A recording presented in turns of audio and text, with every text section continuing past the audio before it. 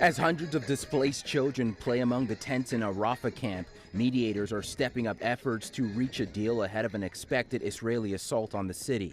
U.S. Secretary Anthony Blinken flew out of Joint Base Andrews on Sunday en route to Saudi Arabia, where he will meet with regional partners on Monday and Tuesday to secure a truce in Gaza, in what could be a final chance to persuade Israel to call off an attack on Rafah. That's going to be right at the top of the list for Secretary Blinken, to keep pushing for this temporary ceasefire. We want it to last for about 6 weeks. It would allow for all those hostages to get out.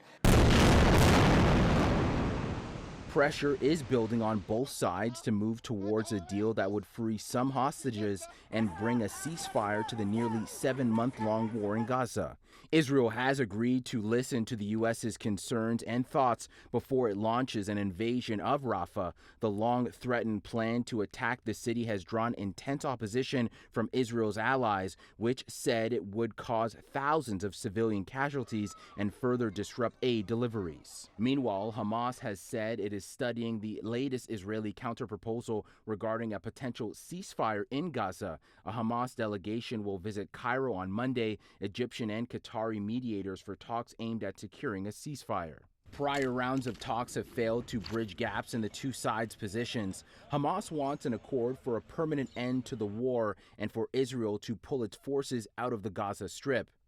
Israel has only offered a temporary ceasefire to free around 130 hostages remaining in captivity and to allow the delivery of more humanitarian aid. It has said it won't end its operations until it has achieved its aim of destroying Hamas. It is in everybody's interest in the region.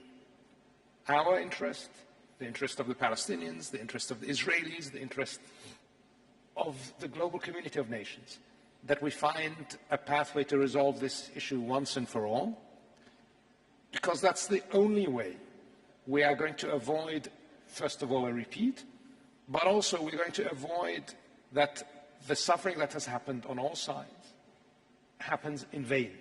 Brandon Rowe, City News.